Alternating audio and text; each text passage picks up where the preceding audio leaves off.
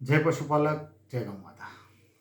સાબરકાંઠા અને અરવલ્લી જિલ્લાના તમામ પશુપાલકોને એક નિવેદન છે કે ભાઈ આપણે જે સંગઠન માટે જે કામકાજ કરી રહ્યા છે એમાં તમે દરેક લોકો સાથ સહકાર આપો તેવી આશા રાખું છું. અને હવે મુખ્ય વસ્તુ હું જણાવું તમને કે ઈડર તાલુકામાં આપણે જે મિટિંગ કરી, આ મિટિંગમાં જે કંઈ નક્કી થયું કે આપણે સંઘના પેટા નિયમોમાં ફેરફાર કરવો, સરકાર પાસે શું માગણી છે એ પણ ચર્ચા થઈ, સાબર ડેરી પાસે શું માગણી છે એ પણ ચર્ચા થઈ, એના હેન્ડબિલ પણ દરેકને આપ્યા છે અને આપણે સોશિયલ મીડિયામાં પણ ફરતા કર્યા છે. હવે મુખ્ય આપણે વાત કરીએ તો એક જ વસ્તુ છે ઈડર તાલુકા માટે. ઈડર તાલુકાના 80 ગામોના એટલે 82 ગામના ઠરાવ આપણી પાસે આવી ગયેલા છે. જે ઠરાવ આવી ગયા છે તેનું એક લિસ્ટ હું ટૂંક સમયમાં સોશિયલ મીડિયામાં મૂકીશ. અને જે ગામોએ ઠરાવ નથી આવેલા અને મિટિંગના દિવસે જેને આપવાના કીધા છે એ લોકો સામેથી જો તમે ફોન કરશો તો હું ઠરાવ મગાવી લઈશ. અને આ સિવાય જે ફૂટેલા કારતૂસ છે એ આપણા માટે કલંક છે, સંગઠન માટે આ લોકો કલંક છે. એટલે જે ફૂટેલા કારતૂસ છે એ લોકો મહેરબાની કરીને તમે આપો, પશુપાલકોના હિત માટે ઠરાવ આપો તો સારું છે, નહીં આપો તો અમારું કોઈ કામ ઊભું રહેવાનું નથી. પણ તમારું નામ એક ગદ્દાર તરીકે સંગઠનમાં લખાઈ જશે.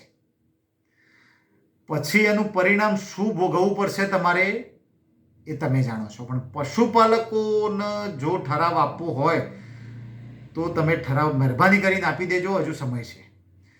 તમે જો ઠરાવ નહીં આપો તો ઈડર તાલુકો તો મારો પોતાનો જ છે.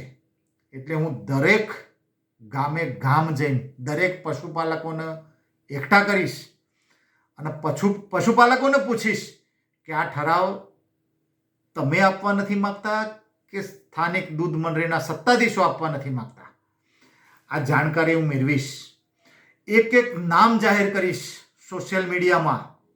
ગામનું નામ તો જાહેર થશે જ, પણ જે લોકો ઠરાવ આપતા નથી એ લોકોના નામ જાહેર થશે અને એ લોકોના માથે એક કાળું કલંક લાગશે આજીવન.